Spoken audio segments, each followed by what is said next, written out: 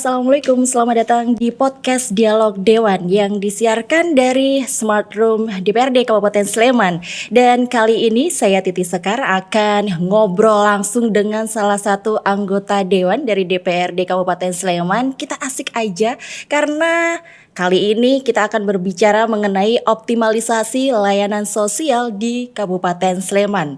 Ada Ibu Vika Kusnul Khotimah SH. Halo Ibu, apa kabar? Alhamdulillah sehat. Sehat ya, baik. Assalamualaikum warahmatullahi wabarakatuh. Waalaikumsalam warahmatullahi wabarakatuh. Berbicara masalah Ibu Vika, beliau adalah orang yang cukup sibuk ya. Untuk bertemu kali ini pun, wow, kita harus raise schedule berulang-ulang. Tapi alhamdulillah kali ini kita bersama dengan Ibu Vika. Beliau adalah anggota Dewan dari fraksi Golkar dari Partai Persatuan Pembangunan Dapil 5. Kemudian juga anggota Komisi D DPRD Kabupaten Sleman terkait bidang kesejahteraan rakyat, pemberdayaan masyarakat sosial budaya dan juga olahraga, dan juga anggota Badan Pembentukan Peraturan Daerah DPRD Kabupaten Sleman. Berarti rapat terus Bu, bikin perda? Betul. Oke. Ini tadi juga barusan. Tuh, barusan rapat. Apa yang dibahas Ibu? RPJPD 2045. Oke. Masih jauh 2045 tapi harus dibahas mulai sekarang. Panjang. Iya, panjang. Tapi kali ini kita akan berbicara mengenai optimalisasi layanan sosial di Kabupaten Sleman. Yang kalau kita berbicara masalah sosial itu berhubungan dengan kesejahteraan masyarakat.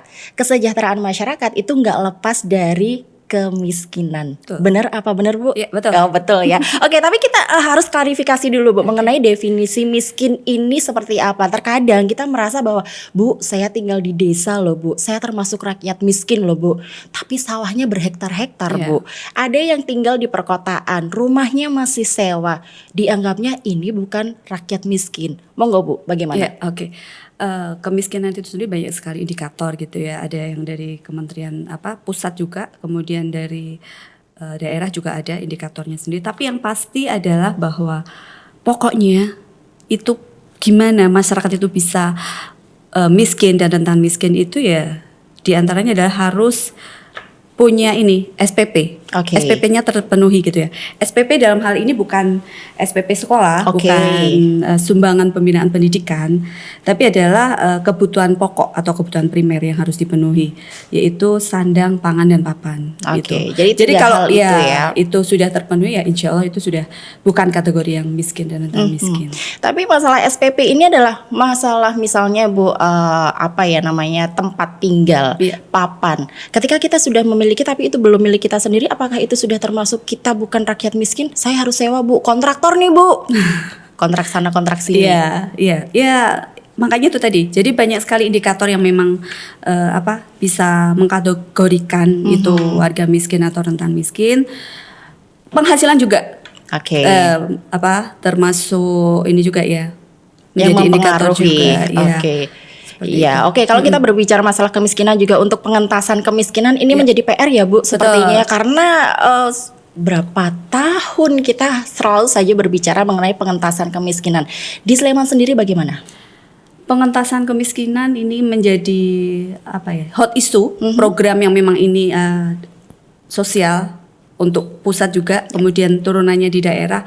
Jadi ini menjadi prioritas juga di Kabupaten Sleman, bahwa pengentasan kemiskinan itu juga tidak lepas dari pemberdayaan keluarga penerima manfaat atau KPM itu. Karena kan KPM itu sendiri dapat dua anggaran juga ya, dari APBN juga ada dari APBD Kabupaten Sleman. Oke. Untuk masyarakat di Sleman sendiri Bu yang masih ada di garis kemiskinan itu ada berapa persen kira-kira? Kalau untuk penurunan penurunan kemiskinan, angka kemiskinan sendiri sekarang presentasinya ada di 7,74. 7,74. Jadi turun tapi nggak signifikan. Cuman ini effort yang luar biasa juga dari pemerintah Kabupaten Sleman. Sesuatu upaya yang luar biasa yang memang patut dimaksimalkan, dioptimalkan gitu. Ada target Bu? Targetnya ya setiap tahun harus turun lah. Gitu. Ya. Nanti goalnya Indonesia Emas 2045 ya. Kalau bisa ya jangan sampai ada lagi warga miskin dan miskin di Kabupaten. Kita sih berharapnya seperti itu ya, karena banyak juga program pemerintah yang dilakukan itu juga untuk menunjang ya kesejahteraan masyarakat untuk lepas dari Iya. kemiskinan pelan-pelan sih ya. Nah, kalau mengenai program pengentasan kemiskinan yang ada di Kabupaten Sleman sendiri bagaimana? Ya sudah bagus, tetapi kami sebagai wakil rakyat tentu akan selalu mendorong Ya. agar ini bisa teroptimalisasi, bisa maksimal. Karena gini, warga masyarakat yang bisa dapat bantuan itu kan nggak serta-merta gitu ya. Semuanya butuh proses, butuh waktu gitu. Dan itu juga masuk di SK Bupati. Jadi ada kartu keluarga miskin, ada kartu rentan miskin. Itu masuk SK Bupati, jadi nanti bisa dapat akses bantuan. Oke, untuk kategorinya itu seperti apa Bu? Karena pernah nih ya dengar-dengar di masyarakat ini orang gak layak sebenarnya dapat bantuan. Tapi kenapa bisa dapat bantuan? Sedangkan ini ada orang yang wah ini layak dibantu tapi mereka tidak mendapatkan bantuan dari pemerintah. Kalau di Sleman sendiri Iya. seperti apa Bu? Screeningnya? Oke, jadi gini, ya itu tadi penghasilan termasuk, kemudian rumahnya juga yang Yun Sewu ya, yang sebetulnya juga kurang layak huni, Oke. itu juga. Kemudian yang ingin saya sampaikan adalah bahwa jangan sampai kategori miskin dan rentan miskin ini hanya berdasarkan faktor like or dislike gitu, Iya. suka atau nggak suka oleh pemangku kebijakan gitu ya. Karena tahu nggak sih yang paling paham warga masyarakat itu miskin dan rentan miskin itu siapa? Tentu orang yang paling di bawah gitu ya, kayak ketua RT, Iya. ketua RW-nya, kemudian Pak Dukuh juga, dan wakil rakyat tentu harus tahu juga kondisi masyarakat di sekitarnya. Itu tadi balik lagi harapan saya jangan berdasarkan like or dislike, karena sampai sekarang masih ada kesenjangan sosial gitu ya, Iya. atau Mary gitu ibaratnya. Dan saya dapatin itu gitu di lapangan bahwa masih ada yang masyarakat itu rumahnya udah bagus tapi tetap dapat bantuan gitu. Kapan lagi Bu Iya. dapat bantuan gitu kan ya? Ada beberapa orang yang Iya. masih kesadarannya kurang ya Iya. Bu ya, ketika mereka merasa mampu dapat bantuan ya sudah. Nah ini berbicara masalah screening ya, apakah masyarakat bisa Bu kita melaporkan gitu misalnya mengadu lah, ini saya punya tetangga nih kurang mampu nggak dapat bantuan, Iya. saya harus lari kemana gitu? Oke, pasti bisa. Jadi apapun itu terkait pengentasan kemiskinan semuanya harus ikut andil di situ ya. Oke. Baik itu legislatornya, kemudian dari eksekutif pemerintah Kabupaten Sleman, kemudian peran serta masyarakat. Bagaimana masyarakat itu mengawasi juga. Kira-kira warga masyarakat itu yang benar-benar miskin yang mana, yang rentan miskin yang mana, yang sebenarnya kaya tapi kok dapat bantuan yang mana gitu. Kemudian ada ini sendiri Musrenbang Duk. Oke. Jadi musyawarah rencana pembangunan padukuhan. Harapan saya di situ momen itu bahwa ada perwakilan juga dari warga masyarakat yang miskin dan rentan miskin. Kemudian ada juga sosok perempuan-perempuan juga yang bisa ikut memberikan masukan di Musrenbang Duk tadi. Oke. Itu. Jadi benar-benar harapan saya adalah bahwa itu bottom up dari bawah. Karena memang realitanya yang tahu di lapangan itu adalah Orang terdekat itu, seperti yang di itu ya bawah, Bu iya. ya. Kalau kita yang di atas kan tinggal dapat laporan dari bawah, laporannya betul. ini oh iya gitu. Tapi apakah ada pengecekan nggak sih Bu ketika mendapat laporan dari Pak Dukuh misalnya? Ini ada pengecekan ke bawah nggak sih turun ke lapangan gitu? Ada tetap ada, kemudian nanti masuknya juga ke koordinasi dengan dinas sosial, itu Iya. sebenarnya sudah dimasukkan juga. Update data kan setahun 2 kali gitu ya.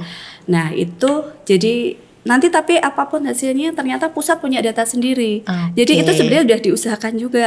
Diusahakan oh ya ini sudah dibenerin nih datanya yang di bawah. Ini orangnya miskin bener gitu kan, Iya. dimasukkan input datanya di sosial sudah memasukkan juga, tapi ternyata pusat turunnya Berbeda tetap by gitu name-nya ya. yang itu saja gitu. Jadi ini yang masih menjadi PR di Kabupaten Sleman. Tapi bisa direvisi nggak sih Bu? Karena itu kan dari pusat gitu. Iya. Daerah punya kewenangan apa gitu? Iya, daerah punya kewenangan itu tadi.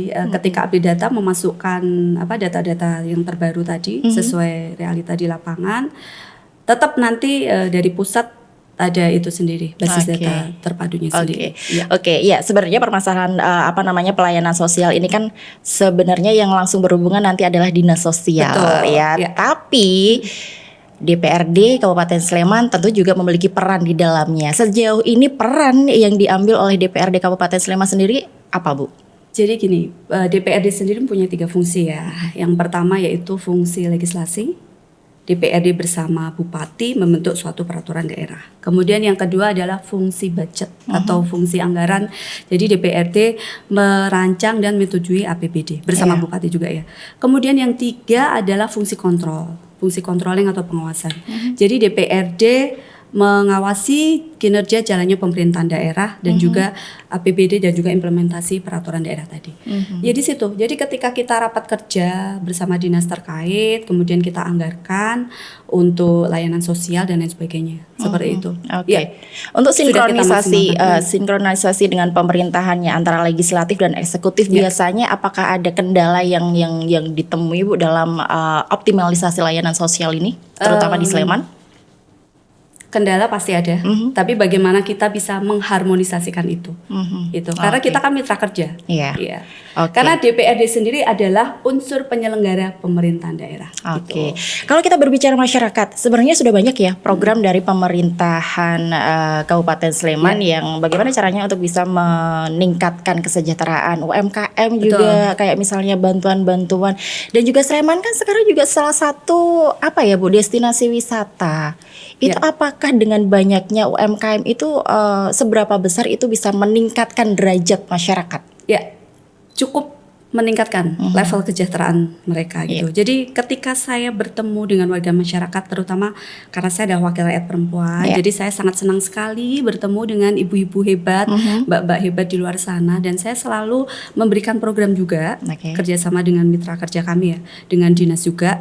Itu kita berikan pembinaan pelatihan UMKM, kemudian sertifikasi halal, kemudian bagaimana menjadi wirausaha yang sukses seperti itu.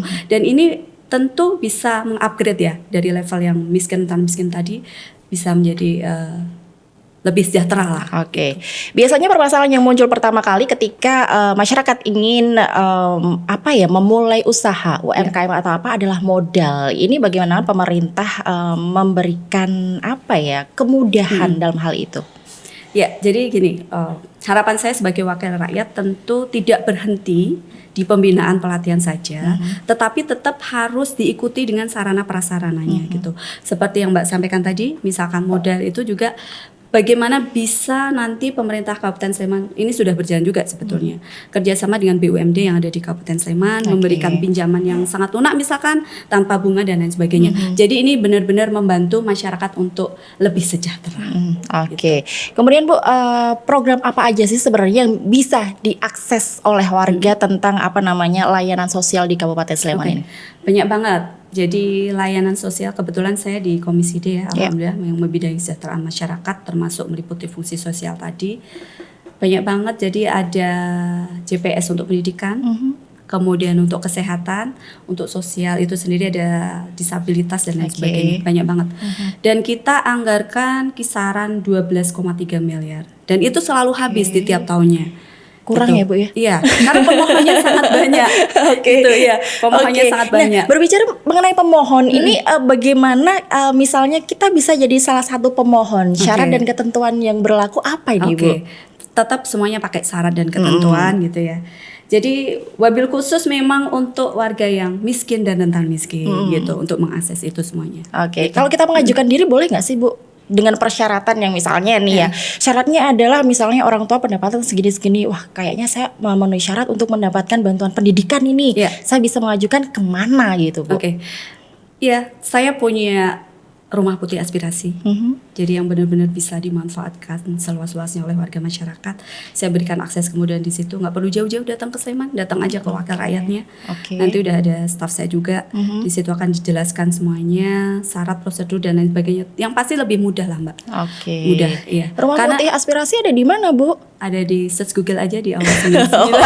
Langsung ya, mainnya adalah search Google ya. Bagus. Jadi kita nggak harus tanya-tanya tetangga, Bu Vika rumahnya di mana sih gitu ya. Langsung search Google aja gitu ya. Jadi pelayanan apa aja Bu yang bisa macam-macam sebagai anggota dewan kan pasti mewadahi ya. Biasanya keluhan masyarakat apa Bu? Administrasi kependudukan. Kayak misalkan mau bikin akte kelahiran atau mau ganti KTP, ganti foto KTP dan lain sebagainya. Iya.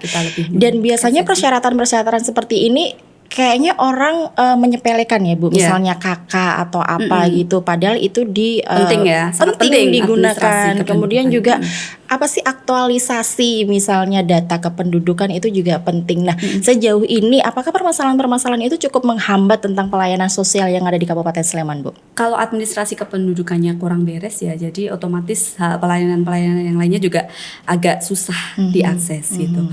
Jadi harapan saya tentu Adminduk ini harus diprioritaskan juga. Jadi bisa untuk mengakses kemudahan layanan-layanan yang ada di pemerintah Kabupaten Sleman. Oke, sejauh ini seberapa besar sih masyarakat ini mereka paham bagaimana caranya memanfaatkan layanan sosial yang memang sudah diberikan untuk mereka?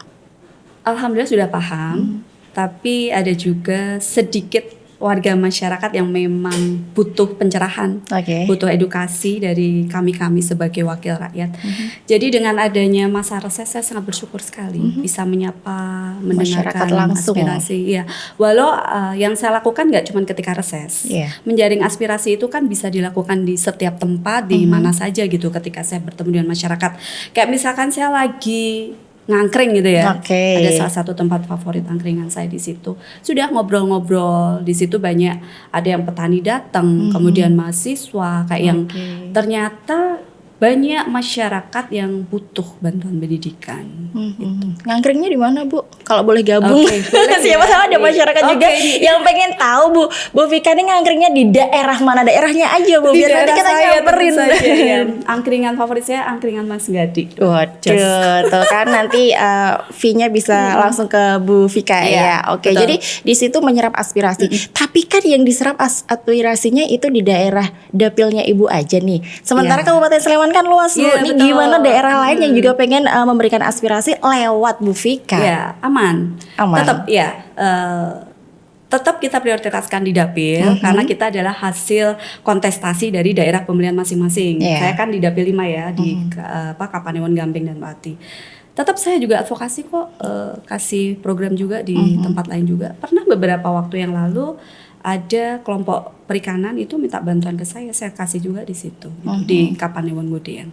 Oke. Kemudian pendidikan juga nggak terbatas cuman Gamping Melati saja. Ya. Se-Sleman pun saya bantu. Kemarin ada juga orang Kalasan itu.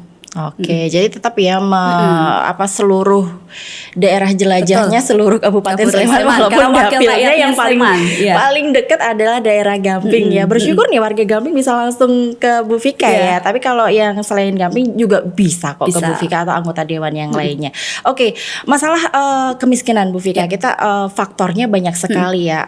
Orang-orang berharap ketika memiliki generasi itu mereka jauh lebih baik daripada orang Orang tuanya. tuanya. Tapi ternyata bagaimana jika ternyata orang tuanya kondisi ekonominya tidak bisa mensupport generasi baru ini untuk bisa lebih baik daripada orang tuanya? Apa yang harus Ya, dilakukan? tenang, ada wakil rakyatnya Sleman, Oke. ada pemerintah Kabupaten Sleman yang hadir di situ.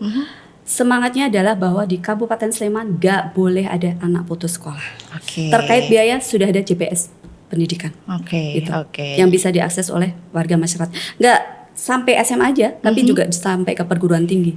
Jadi betapa effortnya kita sebagai wakil rakyat dan juga pemerintah Kabupaten Sleman yang luar biasa, benar-benar bisa memaksimalkan anggaran tadi untuk bisa diakses di warga masyarakat yang benar-benar membutuhkan. Oke, Iya. Bu, gimana dengan kasus-kasus yang kasuistis ya? Misalnya nih, ini orang bertahun-tahun adalah keluarga yang mampu, Oke. tapi ada ujian di tengah jalan ketika tiba-tiba mungkin usahanya ada masalah, mereka tidak bisa melanjutkan sekolah dan sebagainya. Apakah bisa juga mengajukan bantuan-bantuan kepada pemerintah? Oke, jadi gini, termasuk salah satu contoh ketika kita pandemi coronavirus disease Ya. 19 kemarin ya. Banyak banget orang-orang kaya, pengusaha-pengusaha sukses yang nyun sewu tiba-tiba menjadi warga masyarakat yang miskin gitu kan. Tiba-tiba yang usaha ya, di bidang Bu, ya. transportasi pun Ya, bisnisnya ya, dijual ya. gitu kan. Benar. Jadi ya itulah kemiskinan itu bisa datangnya tiba-tiba juga. Tetap bisa mengakses lah kalau memang benar-benar kondisi real di lapangannya bahwa beliau ini memang sudah menjadi warga yang miskin dan miskin. Oke, mengenai kerjasama dengan pihak swasta, apakah itu terbuka, Ibu? Pihak swasta ya terbuka, termasuk ketika ada mahasiswa baru nih ya. Ini kan Sleman sudah MOU juga Iya. dengan beberapa perguruan tinggi. itu swasta. Gitu. Oke, itu Jadi masalah untuk pendidikan ya. Bagaimana dengan kesejahteraan yang lain, Bu? Misalnya rumah. Kita punya rumah nih, tapi ternyata ini bukan kategori rumah yang layak huni misalnya, Bu. Ini di Sleman ada berapa banyak hal-hal seperti ini, Bu? masih banyak rumah tidak layak huni di Kabupaten Sleman. Oke. Oleh karena itu saya juga concern pokok-pokok pikiran Dewan saya juga saya masukkan untuk RTLH. RTLH sendiri ada beberapa kriteria. Ya. Ada kategori yang ringan, kemudian yang sedang dan juga berat gitu. Jadi ini Oke. benar-benar bisa membantu warga masyarakat yang memang rumahnya tidak layak huni untuk diperbaiki. Oke, itu juga kita mengajukan atau ada survei dari Survei pemerintah tetap, bersama iya, DPRD? tetap survei ya, Bu, ya. iya. Jadi kalau misalkan ada bangunan gini ya yang agak mungkin dia kekurangan biaya untuk membangun lebih bagus Lebih dan permanen lebih gitu ya, permanen Bu, ya. gitu, Oke. itu nggak bisa. Jadi ada beberapa indikator yang memang harus hasil survei tadi benar-benar membuktikan oh ya ini memang rumah yang layak untuk Iya, dibantu. mungkin masih dindingnya masih pakai yang bambu Betul. kayak gitu ya, Bu. Iya, Udah kayak atapnya doyong ke roboh. selatan gitu ya, Bu ya. Gitu, iya. Aduh, ekstrim banget tapi memang harus seperti Iya, itu. Takutnya karena oh ini ternyata ada kok. Kita beranggapan bahwa oh rumah saya nih kayaknya enggak layak huni deh, coba deh. Iya. Padahal apa namanya kualifikasi yang diberikan oleh pemerintah dan dari DPRD ini masih layak huni. Iya. Kan sometimes kita punya Betul. perbedaan pandangan betul. seperti itu ya, Bu ya. Ada nggak sih beberapa orang-orang yang mereka kekeh gitu loh, Bu? Saya ini warga miskin, saya ini wajib diberikan ini karena saya punya kriteria ini, tapi Oke. ternyata tidak memenuhi kriteria yang Ada diberikan juga, oleh jadi pemerintah. mereka merasa sesuai pandangan beliau-beliau ini ya, mereka merasa itu hak saya, Ya. itu. Jadi sebenarnya miskin gitu loh, tapi kenapa sih ada ketika misalkan survei ternyata nggak masuk juga gitu. Iya. Jadi kita harus memberikan pemahaman atau edukasi yang memang benar-benar real hasil surveinya seperti ini. Termasuk RTLH tadi juga harus sertifikatnya itu juga harus benar gitu loh. Maksudnya juga nggak menjadi perdebatan di antara keluarga kayak Iya, gitulah. iya, Itu iya, salah iya. satu Itu Bu yang hasil ribet survei juga. biasanya. Terus juga beberapa masalah adalah misalnya nih ada satu orang dia mendapatkan bantuan, Iya. kemudian mohon maaf meninggal dunia. Itu kan artinya sebenarnya sudah selesai ya, Bu ya. Iya. Tapi ada beberapa juga kasus yang keluarganya kita masih dapat bantuan, udah biarin aja nggak usah lapor atau bagaimana. Nah ini mengenai sinkronisasi data ini seperti apa, Bu? Itu tadi setahun 2 kali update data update data kemiskinan tadi. Kemudian harapan saya juga kalau memang itu sudah meninggal ya sudah dicoret gitu kan. Iya. Tapi kadang realitanya di lapangan Berbeda. berbeda. Tetap masih dapat bantuan. Iya gitu. iya. Iya. Udah kita pakai aja kan ada Iya. juga, Bu. Karena saya juga pernah menjumpai hal seperti itu. Oh ya sudah deh nggak ikut-ikutan gitu aja, tapi masih ada, Bu. Iya. Jadi mungkin kebijakan apa yang bisa dilakukan DPRD bersama dengan pemerintah untuk bagaimana itu nanti bisa dialihkan ke orang yang lebih tepat, Bu? Iya, itu tetap nanti dialihkan, tapi butuh butuh waktu lah yang Iya, tidak sebentar iya, juga, iya. karena semua butuh prosedur juga yang harus dijalani. Dan biasanya kalau orang-orang yang mendapatkan bantuan sosial nih, Bu, apakah rumah mereka juga ditempelin stiker? Enggak sih. Enggak ya kalau di Sleman ya. Karena kalau dari pusat kan suka ada tuh, Bu, stiker Ada. keluarga miskin seperti Iya. itu ya. Jadi tahu, dan bahkan ada beberapa kasus rumahnya mewah aja mau ditempelin stiker Iya. keluarga miskin seperti itu. Jadi gini, menurut saya jadi harapan saya harus diberikan edukasi, pemahaman kepada warga masyarakat. Kadang kita juga harus sesekali berada di zona yang tidak nyaman. Iya. Nyun sewu ya, misalkan si A gitu ya, KPM gitu ya, itu sudah terbiasa dapat bantuan, berapa bulan sekali dapat bantuan, baik itu dari pusat atau dari APBD juga Iya. gitu. Dia merasa oh ya udah nyaman banget, tapi dia nggak bisa stuck di situ. Iya. Jadi nggak bisa level up lagi. Iya, gitu. berinovasi untuk bagaimana supaya saya tidak mendapatkan bantuan seperti itu ya, Bu. Karena orang tipikal kalau dapat bantuan seneng-seneng aja sih, makanya wes lah, biarin aja gitu loh, Padahal Bu. itu di sisi lain juga harusnya ada kerentak sendiri ya, bahasa Iya. Jawanya kerentak lah gitu ya. Tekad Niat ya, Bu, sendiri, ya. semangat sendiri, tekad sendiri bahwa oh ya, saya harus mengentaskan dari jurang kemiskinan, dari rentan miskinnya gitu. Oke. Jadi ya itu tadi lah, boleh sesekali nengok untuk berada di circle yang Yona tidak nyaman. Agar ada terobosan, Ya, gebrakan ya, agar ada kesejahteraannya juga dorongan meningkat. seperti itu ya. Oke, kalau kita berbicara Kabupaten Sleman, Bu, tentang kemiskinan, ini daerah mana aja yang memang harus benar-benar nih harus diperhatikan, diprioritaskan? Ya. ada di, boleh nyebut ya? Oh, harus nyebut Bu ya? sepertinya ya, biar langsung bisa Karena tertangani. wakil rakyat, jadi harus transparan. Iya, Oke. iya. Prambanan masuk. Oke, Prambanan. Di barat juga ada itu di Sayegan ya. Sayegan. Dua contoh saja ya, Sayegan jangan kan, banyak-banyak ya. Lumbung Pangan. Iya, kan Bu? pastinya. Iya, tapi kenapa bisa dikategorikan sebagai yang harus diperhatikan Bu? Iya, karena beda ini ya. Geografis itu juga beda ya. Oke. Jadi harapan saya memang di Sleman sendiri tetap harus daerah barat itu menjadi lumbung pangan. Iya. Jangan sampai tergeser oleh betonisasi. Paham ya kan? Iya, Bu, kan biasanya sekarang dibangun perumahan-perumahan Ya. banyak banget itu. Tetangga sebelah Tetep nih jual sawah duitnya banyak, saya juga pengen. Nah, bagaimana mengendalikan itu loh Bu? Iya. Karena orang-orang nih ketika punya sawah, ada yang jual, pengen jual juga nih, pengen beli ini, pengen beli itu, tapi masyarakat nih larinya ke barang konsumtif, Iya. nggak investasi. Iya. Nah, itu yang bisa menjadi juga salah satu kemiskinan Iya, semakin betul. bertambah Iya, banyak. karena konsumtivisme Nah, yang itu bagaimana berlebihan. mengendalikan hal itu? Biar masyarakat nih jangan mudah tergiur gitu, Bu. Ya, itu tadi balik lagi kita berikan edukasi bahwa lebih bagusnya ya investasi, bukan Oke. konsumtif ya. Karena tapi sekarang angka konsumtivismenya juga semakin tinggi loh. Iya, Di era iya. globalisasi, era digital, era gadget yang luar Iya. biasa sekarang, semuanya karena yang serba online. Jadi apa-apa serba kepengen gitu ya. Tapi Iya. balik lagi ternyata adalah aset yang luar biasa itu ya di tanah, di Iya, sawah kayak gitu. sawah, iya.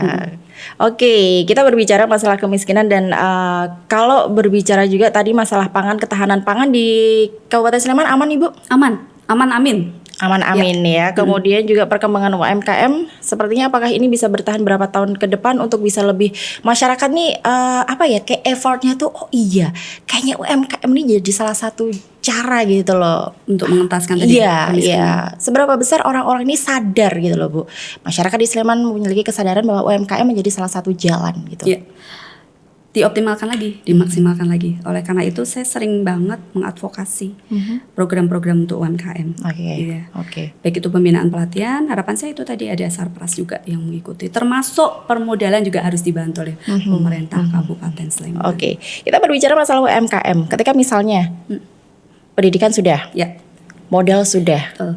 kemudian pemasaran juga sudah dibantu. Tapi bagaimana menjaga, Bu? Biasanya untuk Konsistennya menjaga konsistensi, belum nanti mengembangkan bagaimana misalnya bisa ekspor seperti itu. Ini bagaimana? Karena masyarakat biasanya kalau, waduh hari ini kok penjualannya dikit terus melempem Bu, habis Ya, itu habis itu nggak semangatnya. semangat ya. Iya, itu dia. Ya, oke. Jadi tetap butuh semangat, saling support antara anggota di UMKM itu sendiri.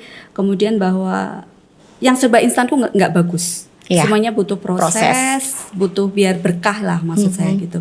Dan jangan jangan patah semangat ketika itu hasilnya nggak sesuai dengan ekspektasi kita. Iya, itu. Kemudian kalau dari DPRD sendiri Bu, adakah regulasi-regulasi yang bisa memberikan penguat agar masyarakat ini bisa mendapatkan haknya dalam mendapatkan optimalisasi layanan sosial ini? Oke, di layanan sosial ya ada perda tadi yang jaring pengaman sosial, kemudian ada perbuknya ya, Iya. untuk turunannya ada peraturan bupati yang mengaturnya itu.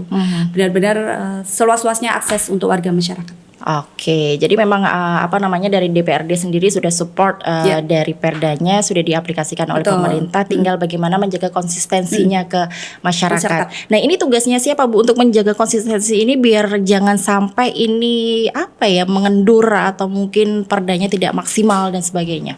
Iya, tugas legislator pastinya, kemudian eksekutif juga, dan juga controlling pengawasan dari warga masyarakat. Semuanya lah bahu membahu. Oke, jadi Sebagai memang bentuk tanggung jawab. bentuk tanggung jawab ini jangan cuma dilimpahkan sama eksekutif Iya, aja, betul. apalagi cuma Legislatornya. udah deh nitip sama Bu Vika aja gitu ya Iya. Bu ya. Jadi apa Bu yang bisa kita simpulkan dari obrolan kita kali ini tentang optimalisasi layanan sosial, baik itu dari pemerintahan sendiri, dari legislatif, dan juga tentu saja bagi masyarakat, karena pengentasan kemiskinan ini PR semuanya. Ya, jadi untuk pengentasan kemiskinan tentu ini menjadi program yang sesuai dengan pusat, di kabupaten juga benar-benar harus dientaskan gitu ya. Setiap tahunnya juga harapan kita adalah angka kemiskinan menurun. bagaimanapun itu adalah semua pihak harus ikut andil di situ, baik itu legislatornya, kemudian eksekutif ya dalam hal ini pemerintah Kabupaten Sleman, juga unsur dari peran serta masyarakat. Jadi kalau ketiganya tadi sudah berjalan seia sekata, harmonis gitu, insya Allah benar-benar nanti angka kemiskinan bisa diturunkan. Amin. Walau semuanya butuh proses dan waktu. Ya, butuh Kemudian proses. jangan lupa, jangan sampai di Kabupaten Sleman sendiri ada anak yang putus sekolah, nggak boleh. Kalau terkait biaya sudah ada JPS pendidikan gitu. Kemudian bagi yang warga masyarakat yang sakit, yang nggak punya asuransi kesehatan apapun, pemerintah Kabupaten Sleman juga hadir untuk memberikan bantuan. Syaratnya di kelas 3 ya. Oke, Gitu. Nggak bisa iya. diakses untuk kelas 2 dan kelas 1. Iya, baik, sebenarnya fasilitasnya sudah cukup banyak dan juga Banyak banget, mewadahi. Semoga saja bisa dimanfaatkan dengan baik dan benar ya oleh masyarakat. Dan terima kasih Ibu Vika Oke. untuk obrolan kita kali ini mengenai optimalisasi layanan sosial di Kabupaten Sleman, dan semoga saja ini bisa membantu. Dan semoga saja Kabupaten Sleman lepas dari kemiskinan, Ibu ya. Amin, itu adalah harapan kita semuanya. Dan saya Titi pamit dari podcast Dialog Dewan. Assalamualaikum warahmatullahi wabarakatuh. Waalaikumsalam.